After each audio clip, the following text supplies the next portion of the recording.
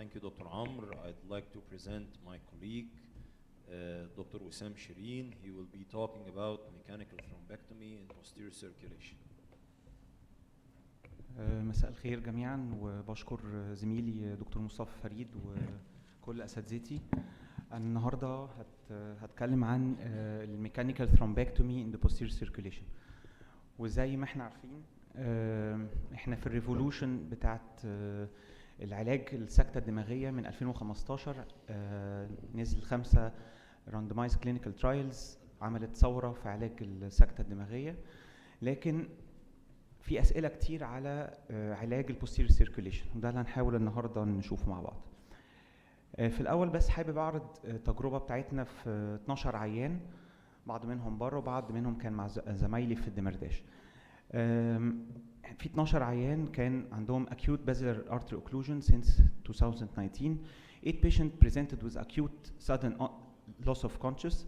3 patients had rapid progressive symptoms till disturbed conscious level within days. 4 patients had underlying basilar stenosis with development of basilar thrombosis. 2 of them were subjected for treatment.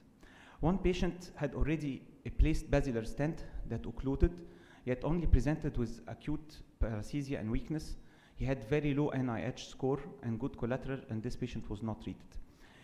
All patients, their pre-stroke MRS was 0 to 1. All patients had an initial CT, 10 of them did an MRI. 8 patients were subjected to mechanical thrombectomy. 7 patients of them had successful recanalization with TK2C, TK3 recanalization. All of them we used stent retriever. 2 patients of them through a radial approach. One of the patients we failed to recanalize the artery due to access problem through femoral and radial approaches. 2 patients recovered fully with MRS 0 to 1 within 3 months. 6 patients died within weeks, 2 months after mechanical thrombectomy. The 3 patients with no intervention died within 1 to 3 months. So what we know about acute basilar artery occlusion? About 1% of the patients with acute ischemic stroke have a basilar artery occlusion. Without reperfusion therapy, the rate of mortality and disability is over 90%. What are the causes? We have 30 to 35% of stroke are due to embolic emboli, which cause distal basilar artery occlusion, and 30 to 35% due to thrombosis on top of mid-basilar stenosis. The common symptom is sudden drop in conscious level, and we have to be aware of this symptom. Other symptoms include pupillary abnormalities, oculomotor, pseudobulbar manifestations, affecting more than 40% of the patients. How we evaluate acute basilar artery occlusion? First, we do an initial CT, and in 70% of the patients, we can find the hyperdense sign, and if we see it, it tells us that there is occlusion in the basilar artery. Another way we can use the non-contrast CT is the posterior circulation aspect score. We give 1 point for each: the thalamus, the posterior cerebral artery territory, the occipital lobe, the midbrain. And the aspect below 6 indicate severe disability and very, very poor outcome. Here is a CT angiography.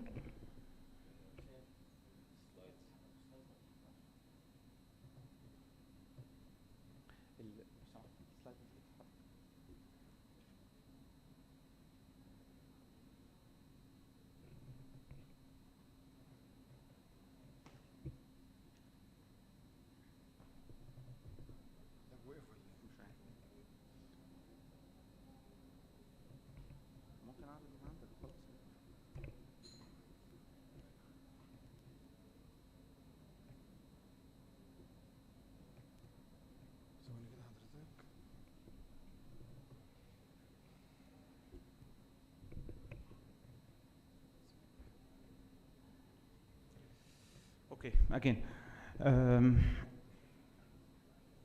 Here we have a CT angiography showing distal basilar artery occlusion. As you can see here, the thrombus in the distal tip of the basilar artery, and this is a sagittal reformat. I don't know why it is not functioning. The second tool we can use is the MRI. This is the ADC map. As we can see here, there is small focus affecting the left pons, and this is another patient with severe affection of the whole pons and the cerebellum. Also, we can make use of the source image MRA. What about the history of mechanical thrombectomy in stroke treatment? In 2013, there was 3 studies which failed to prove the superiority of endovascular treatment. Then in 2015, 5 studies proved the efficiency of mechanical thrombectomy. And in 2018, 2 studies, the FUSE 3 and DAWN trial, supported to treat the patient beyond 6 hours. There were pooled data from a large retrospective studies showing about 35% favorable outcome at 3 months with low symptomatic intracranial hemorrhage in the treatment of the posterior circulation. Until recently, 2 randomized clinical trials, the BASIC and the BEST trials, published 2021. However, the two trials failed to prove the superiority of endovascular treatment in the management of the posterior circulation stroke, with the primary outcome at 90 days similar to the medical arm group. Also in the BEST trial, it failed to show the superiority of endovascular treatment. Last year, 2 studies were published, randomized clinical trial, the basilar artery occlusion Chinese endovascular trial, and it extended the trial from 6 to 24 hours after stroke due to basilar artery occlusion, and the attention trial. This trial showed a very favorable outcome regarding the primary outcome in the modified Rankin scale, about double the effect control in comparison to the control group, with deaths within 90 days as low as the control group. In the attention trial, it showed also very favorable outcome in the mechanical thrombectomy group versus the control arm group. I will show some cases. This is a 31 years old gentleman with acute sudden drop of conscious level. The patient was intubated, no eye opening to pain, weak flexion. The patient had left cerebellar hyperacute stroke, and we can notice that the brain stem still not affected. This is a digital subtraction angiography showing the occlusion of the basilar artery with a large thrombus. We did the first pass, then the left PCA was occluded, so we opened the left PCA. This was a Trevo device, and this was the final outcome. And the patient recovered the following day and returned to work after 1 month. This is another patient.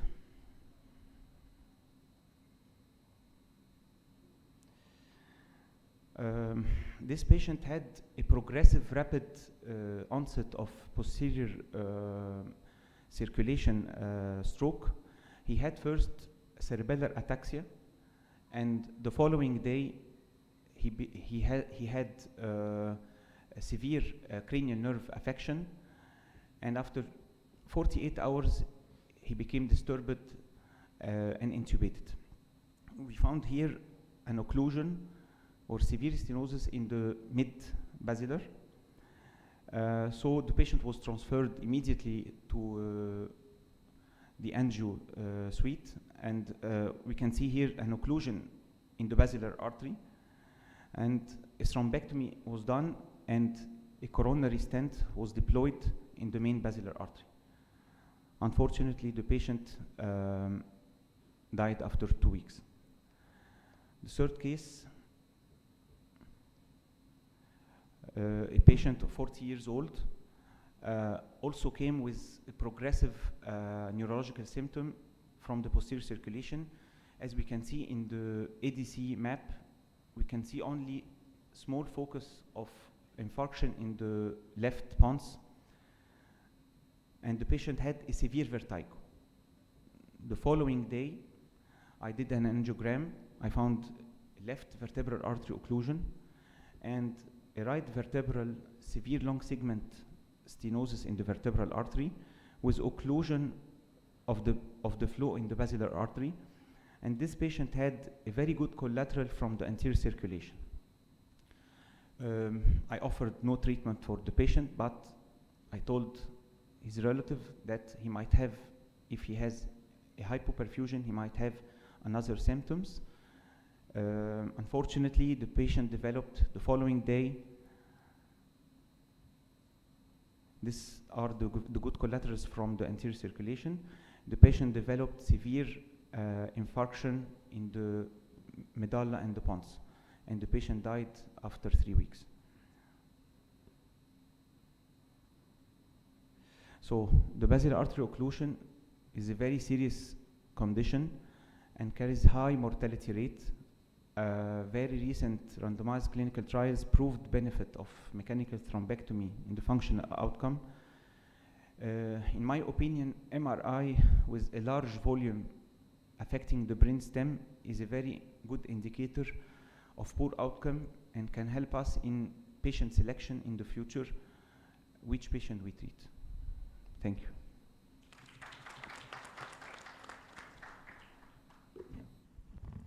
ثانك يو دكتور وسام. والحقيقه احنا سمعت 2 توكس في الثرومبكتومي، وواضح ان احنا بنشتغل على مستوى عالي جدا. كويس قوي الدكتور وسام اظهر ان الحاجات اللي هي امتى نعملها وامتى نلحق العيان في البازل ارتري اوكلوجن او فيرتبرال ارتري اوكلوجن. والحمد لله ان احنا اعتقد احنا متفوقين على النيورو سيرجري في الحته دي، وانا اعتقد ان القسطره بتاعتنا وهم لهم الانسيجن بقى والمشارط والكلام ده، مش المفروض كده؟ المفروض. انا سعيد والله بالجروب بتوع نيورو انترفنشنال واتمنى لكم كل التوفيق. حد له اي سؤال للدكتور وسام؟ طب اتفضل. توك حلوه جدا، شكرا. يعني as a conclusion نفهمه من التوك بتاعتك، لو انا جالي عيان عنده basilar artery occlusion، لو هو عنده في الديفيوجن في restricted diffusion في السيربيلم وماينور diffusion restriction في البرين ستيم، ده كده good indication. I think yes. البرين ستيم الاثنين عيانين اللي فولي ريكفرد، الاثنين دول انا شفت فيهم ان البرين ستيم ما كانش فيه افكشن غير فيري ماينر برايت سيجنال كان في البونس او الميد برين. كل العيانين اللي فيري بور اوتكم. كان في عيان كنت اشتغلت مع دكتور احمد السروي، كان عيان ده عنده الميد برين افكتد لكن في الفلير ما كانش فيه اي افكشن، فقلنا ان في ديفيوجن فلير ميس ماتش، والعيان كان صغير في السن بس الفوليوم كان كبير جدا. في الاخر العيان we give him his chance but he didn't get. فاي ثينك وطبعا اساتذتي يعني صلحوا لي انه العيان اللي عنده very large affection للبرين ستيم ده ممكن يبقى selection criteria يخلينا نقول ما نعملش العيان ده. Thank you. دلوقتي اللي توك